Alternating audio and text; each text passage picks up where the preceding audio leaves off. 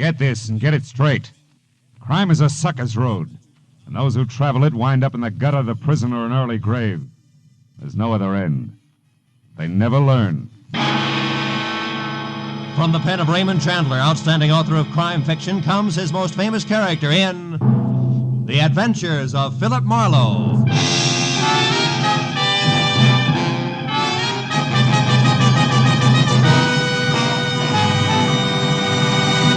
Now, with Gerald Mohr starred as Philip Marlowe, we bring you tonight's transcribed story, The Fox's Tales.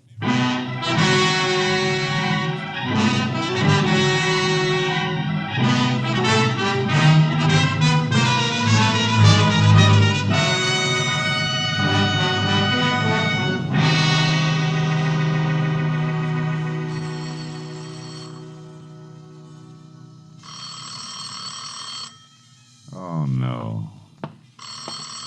There are some times when the phone just never should have been invented. Hello, Marlowe speaking. This is Orrin Metcalf. You remember me, don't you, Marlowe? Oh, sure, barrister. What can I do for you? Meet me here at the Blue Chip Bar at once, Marlowe. Huh? Look, I can hardly hear you. Speak up, will you, Orrin? The Blue Chip Bar. Yeah? It's a miserable cafe on Melrose near La Brea. Melrose near La Brea? Yes, I'm in a booth, the last one on your right as you enter. But be careful, Phil. We can't afford to be seen. And please hurry. I'll pay you handsomely. To do what, Orrin? To impersonate a dead man.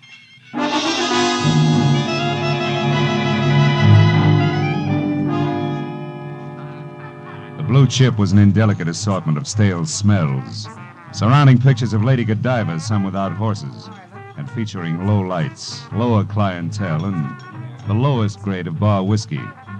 Against that backdrop, my new client stood out like a Dresden doll in a police lineup. Orrin Metcalf, in spite of the electricity in his voice, was only 5.5 feet tall, couldn't have weighed more than 130 pounds, including the glitter of honorary fraternity pins that dangled from his watch chain. He was maybe 50, bald, wore glasses halfway down a long nose, and at the moment was as nonchalant as a 5-inch firecracker with a sputtering fuse. Quickly, Phil. Quickly. Sit down. Listen carefully. It's going to be hot in here, but go ahead. I am representing a man named Cuvion in a lawsuit. Rudolph Cuvion. Yeah? He's a manufacturing chemist, Hungarian born, at present, Phil, in a sanitarium. The nervous system will take just so much, you know. Yeah, I know. And look, this Rudolph Cuvion is suing or being sued? Which? He's suing. And nobody less than his former employer, the eminent Justin Shepard. Justin Shepard. Well, he turns out cosmetics, doesn't he? Makeup, lipstick, that kind of stuff? Yes, stuff, Marlowe, which includes a new and revolutionary nail polish that's worth a fortune. Which was invented by your client and stolen from him by Justin Shepard, huh? Exactly. We're suing for $250,000 in damages, Marlowe. But we'll settle out of court for $150,000 in cash. Hello. Not a cent less. Now, the trial, Phil, has, Oh, wait. What? What's the matter? What'll it be, gents? Oh. Some brandy, please. Cognac. Cognac? You're kidding, Pop. Like I said, what'll it be? All right, Junior. 2 beers. Skip the chatter. We got to catch a train. Okay. Be antisocial. Yeah. Right, couple, Isn't that awful? You were talking about the trial, Orrin? Oh, yes. Now, the whole point, Phil, is that every witness we had at the outset has so far either been bought off or frightened away by Shepard and his crew. With one exception. You're racing the hole, huh? Yes, a man named Max Redman. He worked with Rudolph Cuvion years ago in Chicago, when Cuvion first perfected the lacquer base, which makes the nail polish formula so valuable. Redman's testimony could have swung everything our way. And Justin Shepard found this out. Wait a minute. What do you mean could have, Orrin? Huh? 2 beers is ordered. 30 cents, gents. Hey, we're even. Thanks. Now, Marlowe, the dead man I spoke of, and Max Redman are one and the same. Shepard murderer? They're worse. He drove Max Redman to suicide, Marlowe. The man shot himself an hour ago. I don't follow that. Well, Redman was staying here in L.A. with his wife. Now, I'll tell you the address in a moment. It's nearby. And although neither Shepard nor his cronies ever got to see Redman, they knew where he was and where he came from. With that, they went to work. Blackmail? Oh, yes. Years ago, Redman got in a jam. I have no idea what it was, something that he was conscience-stricken about, and Shepard uncovered it, then got through to Redman on the phone. He struck home. His blackmail price was Redman's silence, huh? Right you are. Shepard told him to get out of town, but when I talked to Redman an hour ago, he was positive that Shepard would demand more in the future. Redmond was nearly hysterical, said he wished he'd never heard of me or Rudolph Cuvion. And then he hung up. Well, when I got to his apartment, I found him dead, shot by his own hand, his pistol at his side. Oh, it was awful. Yeah. Tell me, Orrin, what about Redmond's wife? Well, her name is Louise. She's out of town right now. He was afraid for her and made her go away. At any rate, Phil, you see what I'm getting at, don't you? The reason I want you to work for me? Yeah, I think so. Shepard and his buddies don't know Redmond's killed himself, and if I give the impression by posing as Redmond that he's still alive and not leaving town, Shepard will figure that his blackmail angle didn't work, huh? He'll get together with you and settle before tomorrow morning when Redmond would have taken the witness stand. Precisely, Phil. Yeah. $150,000 settlement as against a court award of $250,000 means a saving of $100,000 to Shepard. He'll pay it as long as he thinks Redmond's still alive and willing to testify. Well, now, will you do it, Marlowe? Pose as Redmond, huh? There's $1,000 in it for him. I don't know. $1,000, Phil. And Rudolph Cuvion, helpless in the sanitarium. And Max Redmond. It's an awful lot to turn down, isn't it, Orrin, huh? Thank you, Phil. Thank you. Now then, here's the deal. Oh, wait a minute. How about... No questions. Every minute counts. Uh-huh. Now, I've got Redmond's top coat right here. Now, you put it on when you leave. And here are the keys to his apartment. It's the Garden Court Apartments on South Ogden. South Ogden? That's right. Uh-huh. Now, you sneak inside. Then a minute later, very obviously, go out again. Get into his car. It's a new green Nash. Drive up into the Hollywood Hills along Lookout Road. Why there? Well, Redmond drove up there a lot. Now, later, return to the apartment. You'll probably be followed as Redmond always was. And the man will be big and muscular. And in a black coupe. Now, once they know that Redmond... well, that's you, of course. Yeah, sure. Doesn't intend to leave town. There may be an attempt on your life. So watch your step. Getting killed as Redmond destroys the illusion we're out to create. That's not all it destroys. Eh? May destroy me.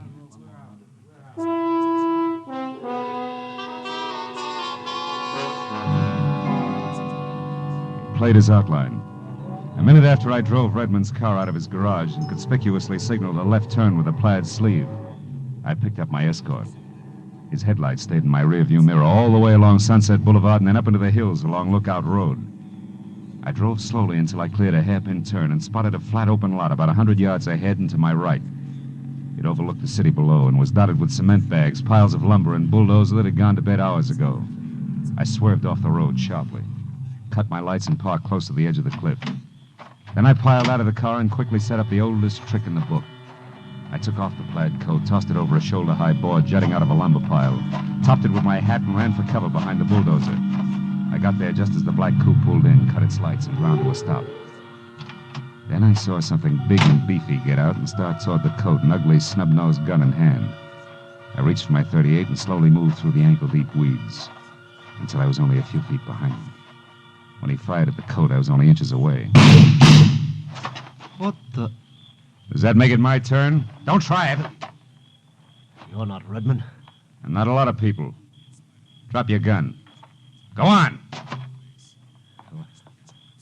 What are you going to do? I'll ask the questions. What's your name? Gaffney. Earl Gaffney. Working for Justin Shepard? No. I was just... You're just a liar! That's nothing compared to what's in store for you. No, quit. I work for Shepard, all right. And you were tagging me, thinking I was Redmond, to see if I was going out of town. Yeah. I had orders to knock you... knock Redmond off if he didn't go straight for the airport. But that's all, honest. I don't know anymore. Get up. Oh. Now walk over to that tool bin there. Open it and get in. Go on. Keep moving and keep your hands open. All right. Now, I want to have a little chat with Justin Shepard. His home address, what is it? He ain't got one. He stays at hotels. Right now, it's the Bigman Plaza in Beverly Hills. Now, quit, will you? That's all I know. Sure. You see, Earl, I believe you. You've got such an honest face. For a killer. Sweet dreams, Buster.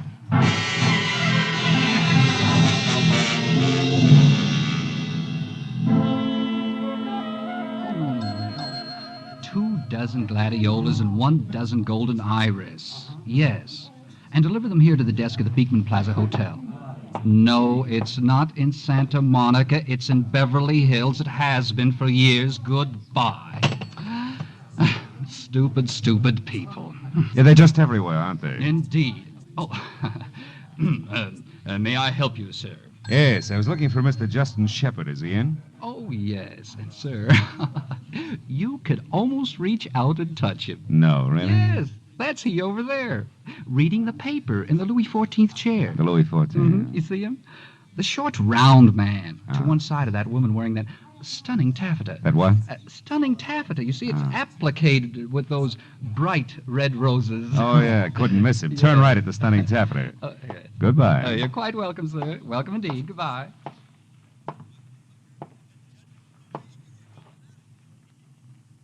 Mr. Shepard? That's right. My name is Philip Marlowe. I'm a private detective. I know. I've heard of you. Oh? What's on your mind, Mr. Marlowe? A chemist. What about him? What does he have to do with me? Earl Gaffney. Who is Earl Gaffney? A louse who missed. Like the rest of them will. Max Redmond is still alive, and I intend to keep him that way. Good night, Mr. Shepard. See you in court. The effect was great. The fat man's mouth fell open and his chins jellied all over his chest. I let it go at that. The illusion was established. As far as Justin Shepard and company were concerned, Max Redmond was very much alive and kicking up the kind of trouble that they didn't want. But 20 minutes later, when I let myself into the dead man's apartment and walked into his bedroom, I knew the illusion was only an illusion. Max Redmond's body was sprawled at a crazy angle across the bed. I wondered what he could have possibly done to take this easy way out. I stopped wondering when the front door closed. It was a woman with the deepest brown eyes I'd ever seen. What are you doing here? Who are you? My name is Max Redmond. You're lying. Where is Max? Tell me, where is he? He's in the bedroom. You a friend of his? I'm his wife, and I'm going to speak to him. Don't try to stop me. I won't, Mrs. Redmond. Go ahead.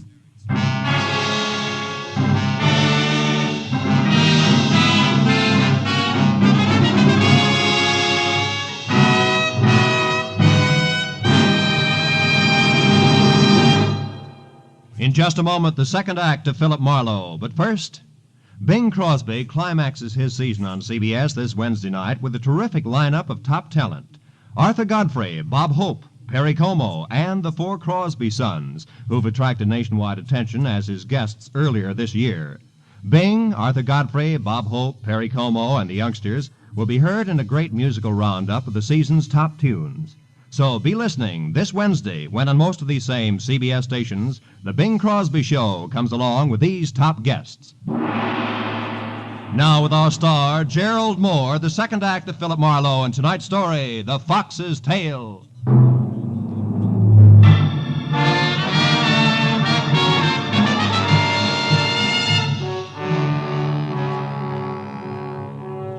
Louise Redmond's dark, troubled eyes stared at the bedroom door for an instant.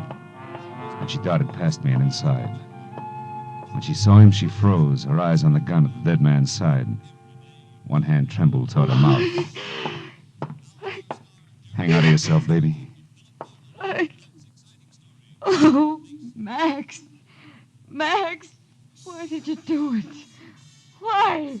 Your husband had proof that a fat buzzard named Justin Shepard swindled a fortune from Rudolph Kuvian, an old friend of his. Max was going to offer that proof tomorrow morning in court. He wouldn't kill himself because of that. Well, there must have been something in his past that he couldn't live with any longer. What? You know what it was, Louise? I don't believe any of this. You were in here posing as Max. You're responsible for his death, but you won't get away with it. Give me that gun. Let me go. Little fool, let go. I said let go. That's better. You're smart enough to give in fast anyway. Now sit down over there and listen. Who are you? Why are you here? I'm Philip Marlowe, hired by Orrin Metcalf. You know him? Yes. He found Max like that. He couldn't let Shepard know that the case against him was dead, so he hired me to keep up the illusion that Max was still alive, that nothing was wrong. Metcalf is sure that Shepard will crack before morning. But we'll need your cooperation, Louise. How about it, huh? When you took that gun away from me, you smashed my only picture of Max. You couldn't even leave me that intact. I'm sorry. I know it's going to be tough on you, baby, but... Hey, wait a minute. Louise, did Max write that on the picture there? Yes. To my Louise. With love. Louise, listen to me now. This backhand script. Was Max left-handed? Yes, but what is that? He was shot in the right temple. You mean that someone killed him? That's the general idea, yeah. Justin Shepard. The man Max intended to testify against. No, not unless he's a lot slicker than I think. But he has an assistant, a tough one named Gaffney, who was watching this place when I took over. If he did it, then followed me, he wouldn't have had a chance to report to his boss. I don't understand. Followed you where? Oh, to that lot on Lookout Road where Max liked to go. I caught Gaffney there and filed him away in a tool bin. I better go and have another chat with that boy right now. You wait here. Here. Now, look, baby, we can't quit. You've got to finish the job Max started for his old friend Kuvian, and better than that, maybe we can get Max's killer, too. Are you game? I'll do as you say. As I went out to Redmond's car, several things bothered me. And not the least of them were Louise Redmond's dark, deep eyes. When I got in the car, I felt the pistol that had killed Max. It was in my pocket where I dropped it after I'd taken it away from the girl. I pulled it out and looked at it. It was a Belgian Browning 765 automatic. I broke it apart and then, on a hunch, I slipped it back together, got out of the car again, and took the gun up to Louise. I don't know much about guns, Marlowe. All you may have to do is point it, Louise. The threat will probably be enough. In case it isn't, that's the safety catch there on the side. I'll be back as soon as I can.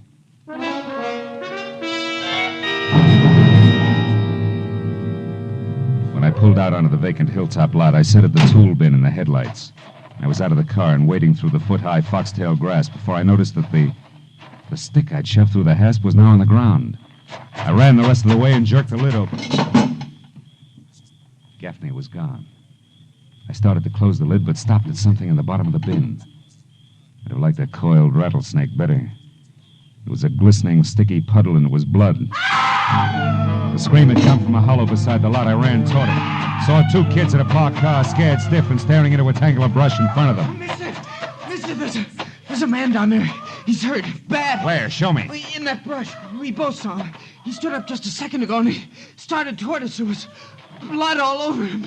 And then he fell down again. Okay, get your girl out of here. Get back to your car. Okay, mister. Oh, hey, holy cats. You're Philip Marlowe, the detective. Yeah, I've yeah. seen your picture lots of times. All right, be a good fan and stay out of the way. The guy's dangerous. Go on. Yeah, okay. Come on, buddy.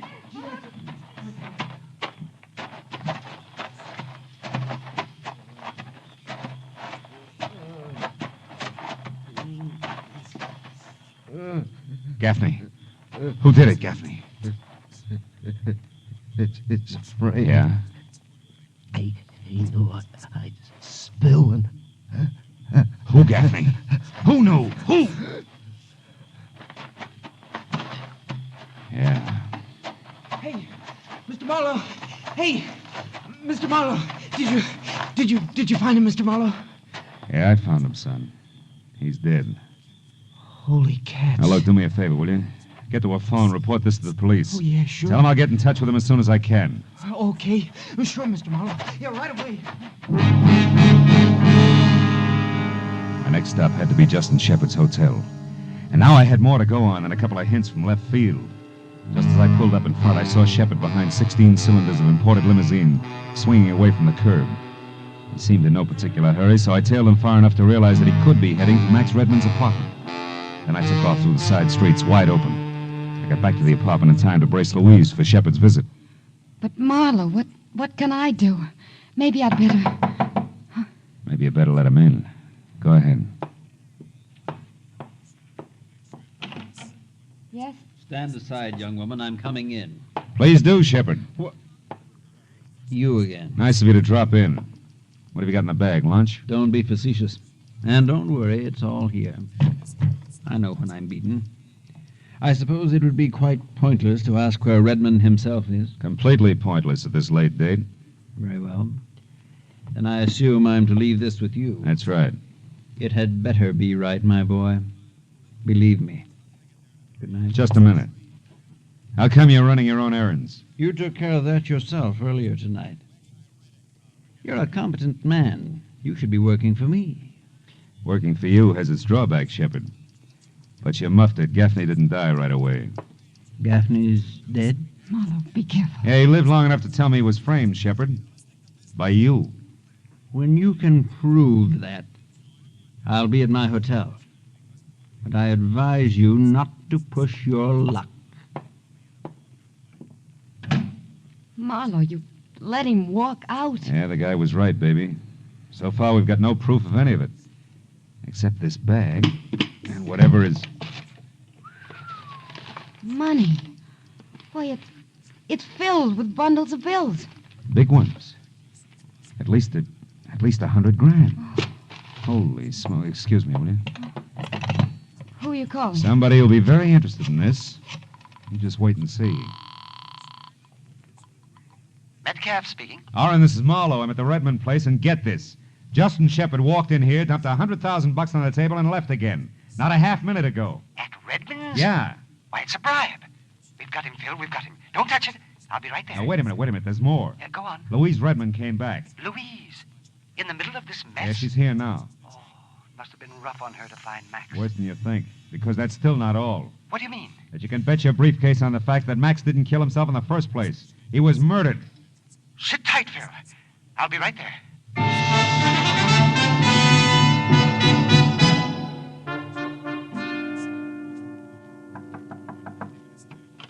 Come on in, Oren. The money, Marlowe. Where is it? In the bag there on the table. Yes. Excellent. Iron-bound evidence. Best in the world. We'll have this impounded right away, and... Oh, Mrs. Redmond, I can't tell you how sorry I am, my dear. Thank you, Mr. Metcalf. But I'm grateful to you and to Mr. Marlowe here that Max's death wasn't entirely without purpose, at least. What about that, Phil? Can we prove he was murdered? Well, the bullet entered his right temple, but he was left-handed. That's about all we got. Simple as that. And yet it went by me completely. I doubt we can stick anybody for it. Why not? Well, because his killer may be already... Already what, Phil? Oh, already dead. Another killing? Well, what are you talking about, man? One Earl Gaffney, Shepard's gentle assistant. What? I locked him in a tool bin, but somebody found him there and shot him. To keep him quiet. Justin Shepard himself. Surely. Now, look. If we can't get him for Max, we'll nail him for Gaffney. Don't count on it. Listen, we've got that fat lizard right where we want him. Now, first of all, it won't fit, Oren. Why not? If Shepard sent Gaffney to get Max, then killed Gaffney, why did he bring all this dough here, to bribe a dead man? Well, yes, you're making sense, Phil. I knew you'd see it. Go on. Okay, try this for size. Max Redmond never intended to testify in court. He wasn't after a legal settlement, because then the money would go past him to Rudolph Kuvian. This bribe here is all Max was after. But somebody was in it with him. You're crazy. How dare you say that? She's right, Marlowe. Now you're talking like a fool. Am I? Max, no doubt, got into a beef with his partner over the split of the bribe and was shot. That's a guess, Oren, but this isn't. Gaffney got it because Max's killer couldn't figure how much Gaffney had heard and seen in here. He couldn't take a chance, you see? But whoever killed Gaffney had to wade through the same weeds I did in that vacant lot to get to him. And most of the weeds up there are foxtail grass. You know the kind that comes off on your clothes, that sticks in your socks like little darts. That's right, Oren. Take a look. Your argyles are loaded with the stuff. I don't have to look. You're a bright boy, Phil. Thanks. It went just as you outlined it. Up to this point. I'm sorry you got so much of it right because you can't think of everything. You might be surprised. Don't reach for your gun, Oren. I'll drop you. It was a filthy scheme. Come on, hand it over. Your gun. Why, surely. Here you are. Now you drop it, Marlowe. Go on. Well, the heartbroken little wife. With the very same gun you so generously gave me. That's what I meant, Marlowe. You can't think of everything. Louise and I are going away tonight together, and we're taking that money with us. Stand still, Marlowe. I know more about guns than I pretended. Sure you do, sure. I had a hunch about you early tonight, baby. Your homecoming was too pat. And you know what? You didn't bring back so much as an overnight bag. And what's more, when I took that gun away from you, you practically handed it to me. You were acting all the way. I'm not now. I'll kill you, Marlowe. Louise, shoot him! Shoot! Shoot! I can't! Shoot! The gun, Oren! It won't fire! No fooling. I took one of the parts out before I gave it back to you, sweetheart. You couldn't make that go off with a blow. Oren, help me! That's right, Oren. Help the lady. Oren. Believe me, sister, you'd get the same thing right now, but for one good reason. I'm going to need you intact in that court tomorrow morning.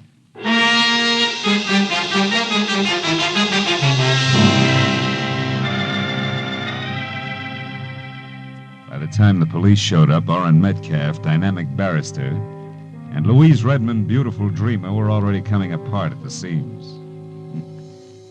2 hours later, when I finally got away from it, they were still screaming hysterical insults at each other. Now, before I went home, I stopped by the sanitarium just long enough to shake hands with Rudolph Kuvian, who turned out to be a nice, quiet, thoughtful old guy. And I assured him of a fair shake that was long overdue. I guess it made him happy. It was hard to tell, because the look on his face said that maybe the real price in things other than money had been much too high. Well, that's the way it is with some characters. They're human.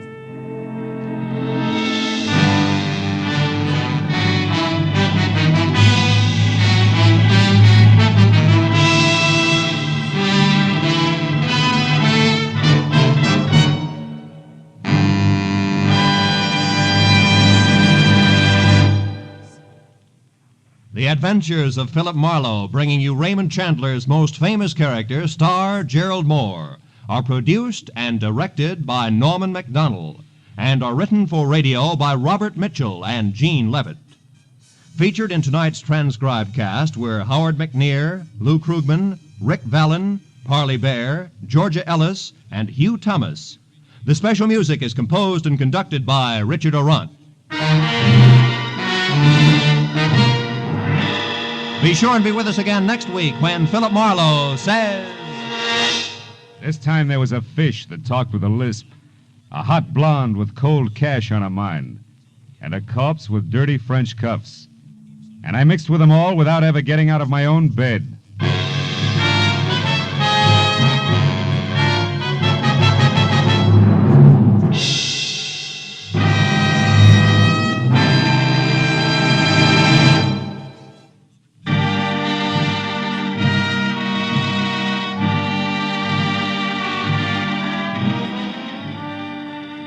You can save for your future today the United States Savings Bond way. Savings bonds are one of the surest, safest investments you can make because they're backed by Uncle Sam himself. You are sure of getting back $4 for every $3 you invest when the bonds mature in just 10 years. Safe because even if the bonds are lost, destroyed, or stolen, your government will replace them at no charge. And bonds are simple and convenient to buy. Ask your employer to set aside an amount of money from your pay, the amount you decide on.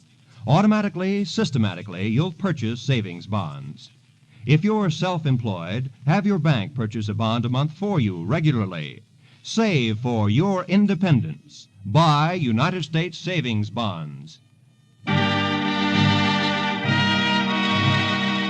This is CBS, where Burns and Allen are heard every Wednesday night, the Columbia Broadcasting System.